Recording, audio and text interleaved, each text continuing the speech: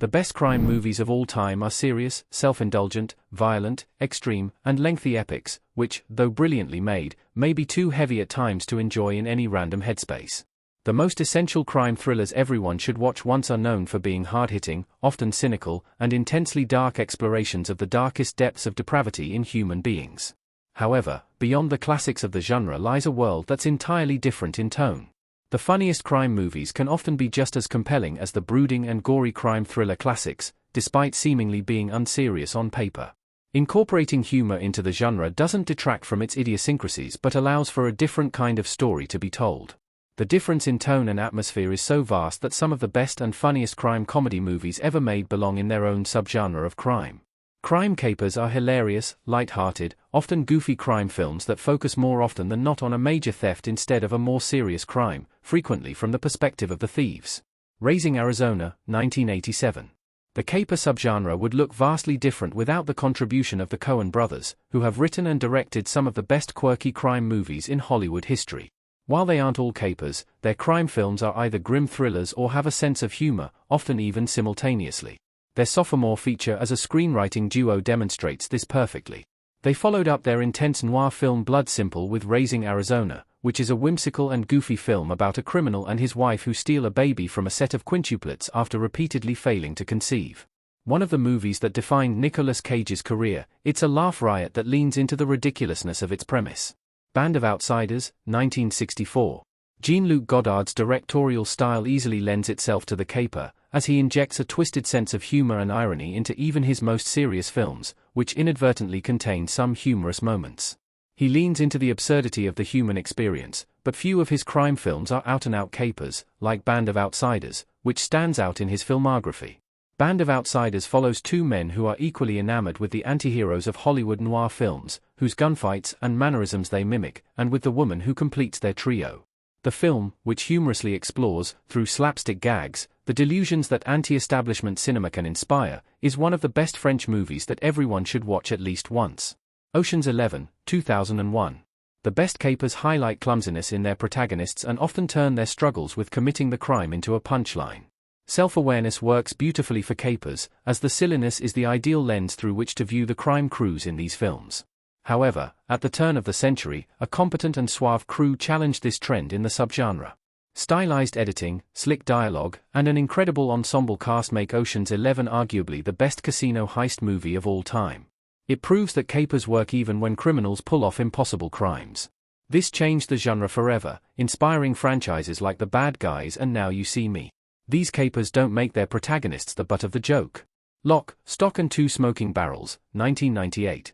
Guy Ritchie's career is defined by his remarkable ability to balance substance and style, creating uniquely immersive and visually appealing aesthetics for each of his films, which enhance the impact of the story and stylistically complement every major plot point. His debut film, arguably his best movie ever, demonstrates that he's at his best when writing and directing a caper. Following a group of unwilling friends who plan to make up for their loss at a sketchy poker game by robbing the local gangsters, Lock, Stock and Two Smoking Barrels is a British movie that stays perfect from start to finish. It is violent and gory, but with a distinctly British sense of humor that keeps you chuckling throughout the runtime. Big Deal on Madonna Street, 1958. The heist film as we know it today was born in the 1950s, with the most notable directors at the time trying their hands at the genre. Quite a few filmmakers were also incorporating humor into their heist movies by using slapstick set pieces. However, Mario Monicelli practically laid the foundation for the caper with 1958's Big Deal on Madonna Street. A petty thief wants to be a big-time criminal, and hatches an elaborate plot to rob a pawnshop. Word gets around, and a ragtag group of volunteers joins him, all equally inexperienced. With an incredible ensemble cast that is a who's who of the 1950s film industry, Big Deal on Madonna Street is one of Claudia Cardinali's most essential movies. The Italian Job, 1969. The 2000s remake is the more popular of the two films, being one of the best Jason Statham, Profession movies, but 1969's The Italian Job is the quintessential crime caper movie. Michael Caine plays a wealthy crook who has recently been released from prison and, surprisingly, receives a transmission containing plans for the perfect heist from his recently deceased mentor. Screen time and relevance are evenly distributed amongst all the fascinating characters played by a compelling ensemble cast who deliver the perfect balance of comedy and crime in this heist movie that has inspired many movies over the years, including the aforementioned remake. It also features thrilling vehicular stunts in a car chase sequence that you'll likely never forget. Catch Me If You Can, 2002.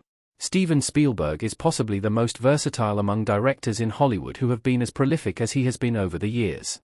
Fantasy, sci-fi, drama, comedy, romance, adventure, and crime, he's made fantastic films in every genre, and his most popular crime film, Catch Me If You Can, based on Frank Abagnale Jr.'s life, is the perfect caper.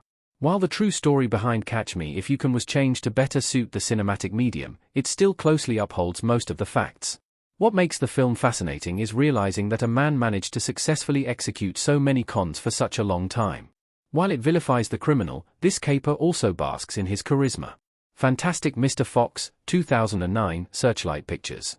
Whimsy is the most easily recognizable and consistently featured element in Wes Anderson's directorial efforts.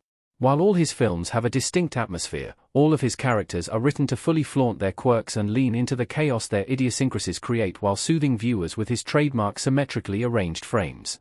So, his style is ideal for the caper subgenre. While it isn't a conventional crime film, Fantastic Mr. Fox does focus on a heist.